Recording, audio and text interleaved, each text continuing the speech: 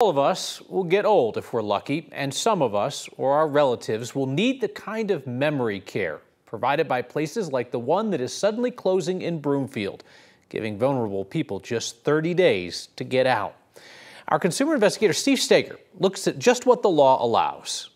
She developed dementia in 2018, and it's progressed over the years, and now she has Alzheimer's. As difficult a diagnosis as that was for Kate Sig's mother, Carol, Kate says she's found some peace. Certain days my mom knows who I am, and other days she doesn't. And as sad as that sounds to say, I know she's happy. That happiness was fueled here at Villagio Broomfield. Kate and her family spent months searching for the perfect place for Mom. She moved in September. She's thriving there. She's doing really good. Everything was going great until last week. And so I got the letter, and they said you have 30 days to basically move out, and the facility will be non-operational on June 13th. The letter says Villagio Broomfield sold and will no longer be a memory care as of June 13th.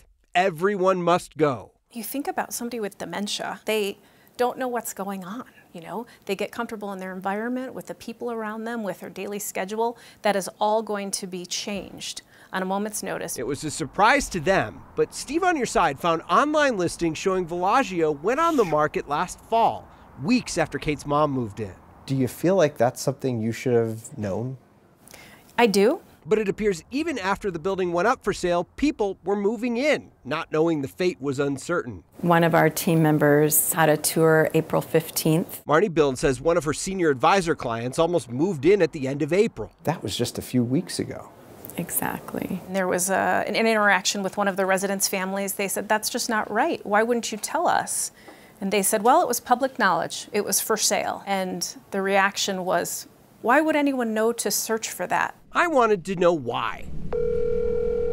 So I called the woman who wrote the letter. Hi, is this Carla? In our brief conversation on the phone, she told me Villagio followed the law and gave 30 days notice. When I asked if they should have told people the building was for sale, You didn't give folks any notice that the call was disconnected. She was right about the law. It does only require 30 days notice if a change like this is happening.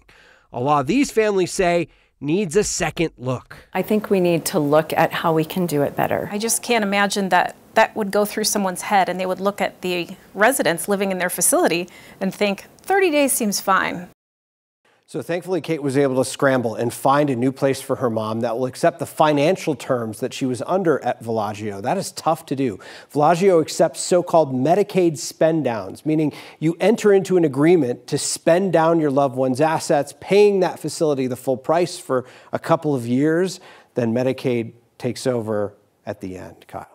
I'm sorry, but it's public knowledge thing is garbage. I mean, it'd be one thing if there was a huge for sale sign out in front of the complex, right? There wasn't. That'd be fair. You know, if you pulled up in front of the memory care place and you saw a for sale sign, every single person walking in would be like, what's that about? But it wasn't public in that way. And we talked to another senior advisor who moved a family in March.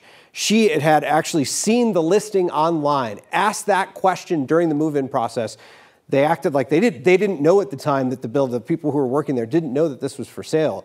But they said, don't worry, this will always be a memory care. And now she's thinking about those people who now have to make a tough decision. And all of these folks who've entered into these financial agreements who have spent through a lot of their remaining cash and now are looking for a new place to go. Luckily, a lot of other facilities in the area are hearing about this. They're trying to waive some fees and make this better for people. We only knew this was happening because Next viewers reached out to talk to us. So you can always send tips to next@9news.com, or Steve's got a fancy new long email address, steveonyourside@9news.com. Either one will get you to me and Steger. Thank you, Steve.